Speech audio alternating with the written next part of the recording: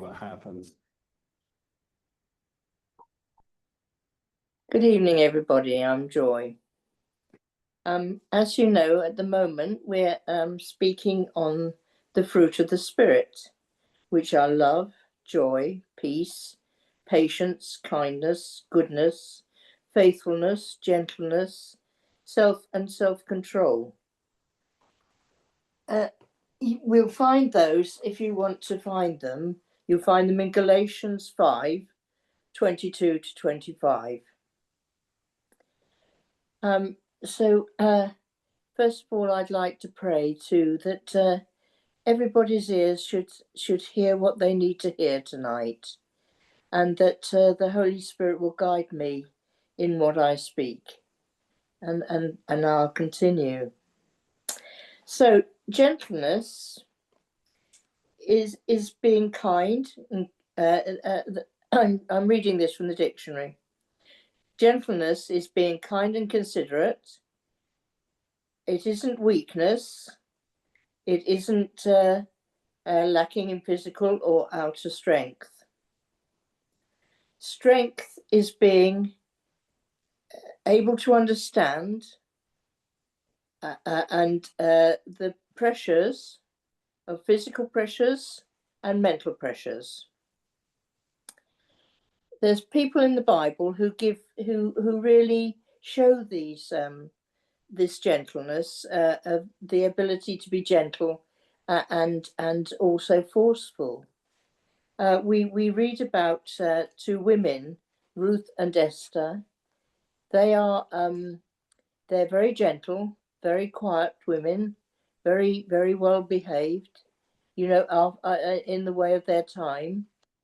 And yet, when they come up against a situation, they are able to just quietly but gently insist on what they're going to do.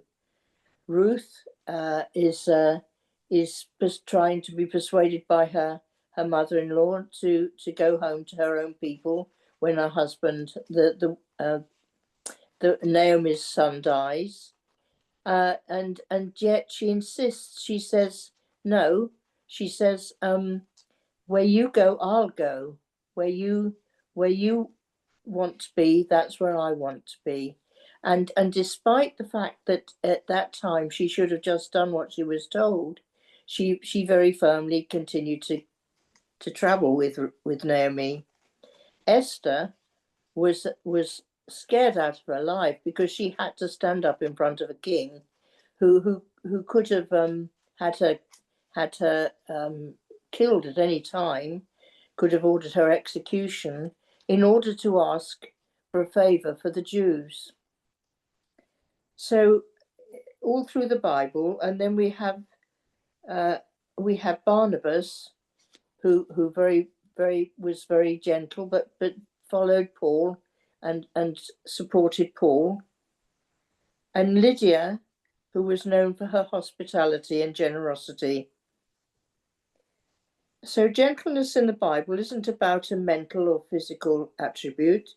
It's about humility, patience, and consideration for others, about having a kind, compassionate spirit, even when you're dealing with difficult situations or people.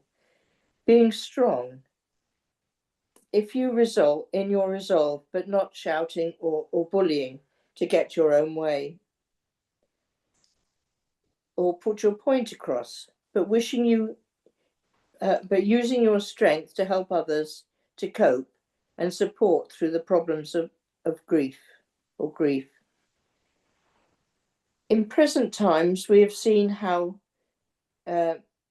Jews and so on are behaving in a way that we feel they shouldn't be behaving. But in the past, they themselves have been supported by people like Nicholas Winterton, who brought hundreds of children from the death camps. Irene Sendler, who saved children from the ghetto in Poland, and a lady I met when I was about 12, called Gladys Aylward, who walked with her with about 100. There was something like 100 Chinese children or orphans, and she walked them across the mountains during a war in the called the Sino-Japanese War. A very dangerous journey across the mountains, and she was a missionary. Sorry, she was a missionary friend of some missionaries I knew, and she came over as a very soft-spoken, very gentle, very quiet woman, but she had the core of iron and the strength that she must have had huge amounts of strength, of physical and mental strength, in order to do what she did.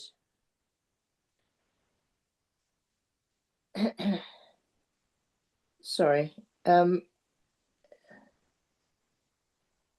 Stephen must have been like that, as he quietly stood before the people, before the Jewish leaders, telling them their life history, explaining to them the Bible as they should have known it, as they did know it, but explaining it in a different way, and asking, and then when as he was dying, asking that they should be pardoned for stoning him to death. Of course, the one person we think of as being gentle but unswervable is Jesus himself. His love and compassion showing in his in his feeding of the 5,000, Matthew 14:13-21. His calling, sorry, I can't read my own writing. His calling Matthew down from the tree and going to supper with him, or how he stopped the criticism of Mary when she broke the jar of perfume over his feet, and when they should have been washed by the person he was at having supper with. Then the kindness that the man who possessed so many demons, when he told the demons to leave the man, the woman at the well, and the woman taken in adultery, gently reproving them whilst showing love and compassion for them. And he does the same for us, doesn't he?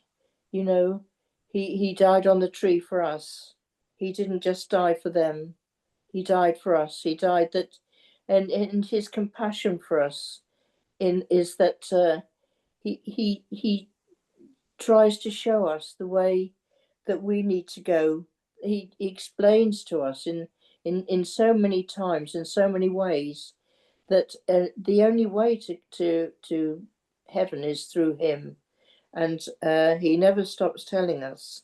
He just goes on loving us, no matter what we do. There isn't one of us here that God hasn't lovingly, gently, but firmly taken hold of and given the opportunity to follow Jesus. Then who do we who are so guilty who are so guilty? He takes us very firmly, insisting that we change our behavior and mindsets, and that unbelievably we could, if we do that, we can have a relationship with him.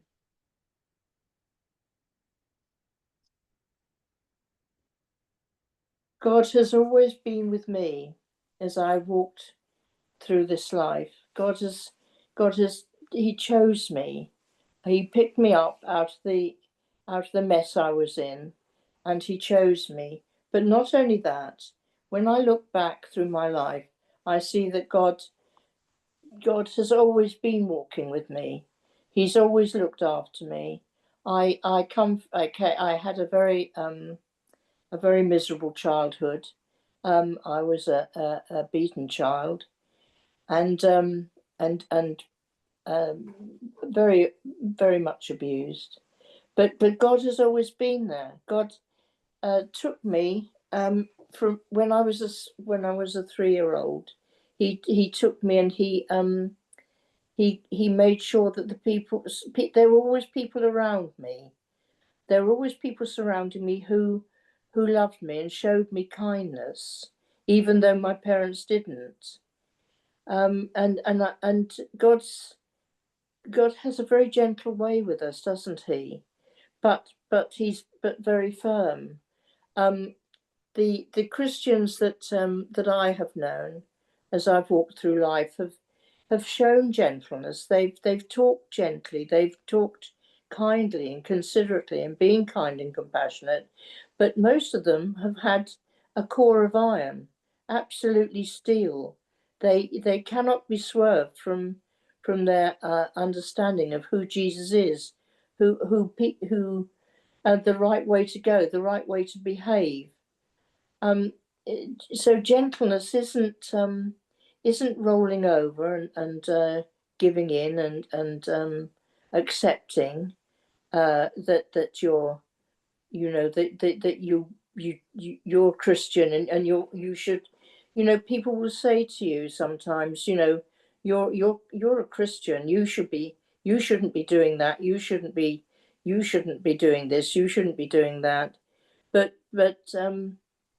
it isn't always, that isn't always the way of it.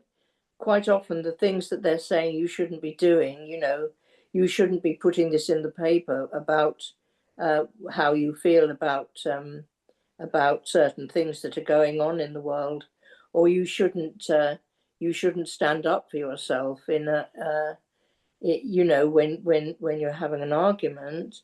But of course, we're not, we're meant to be gentle and humble. We're not meant to be cowardly, or or or just to give in. That's not who we are. We're not weak. We're powerful. Um, and gentleness in the biblical sense is a powerful word, not a soft word. When I look, when I think about how God has taken me through my life, it's been very gently but very firmly. And Jesus was like that, wasn't he? He was very gentle, but he was very firm. He didn't he didn't stand up for any nonsense from his disciples, or the people around him. His words were always, that he needed to. I'm sorry, I can't quite put this now. When he spoke, he wanted people to listen. He wanted people to understand what he was saying. He wanted them to do what he said. And he we mustn't ever think that that that his gentleness was that we have this song, didn't we? We used to sing when we were children, "Gentle Jesus, meek and mild." But Jesus wasn't meek and mild at all, was he?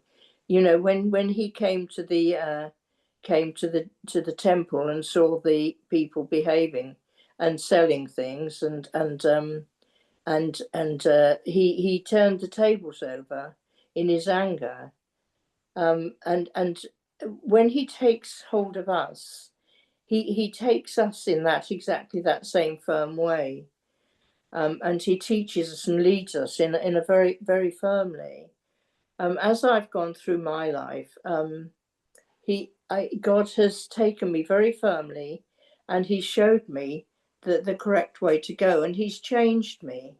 But the only way he can change us, really, I've had to be obedient in order to be changed. I've had to agree to do what God has asked me to do. I haven't. Change doesn't happen God will not make you change. He will ask you to change, and he will help you to change, but he will never force you. It, sorry, I've lost my way now. I've gone off on a tangent. Sorry. He shows us what God does is he shows us a different way of living. He shows us that if we change, if we alter, if we turn back to him, that we can lead a very different life. Life can be so much more than it was.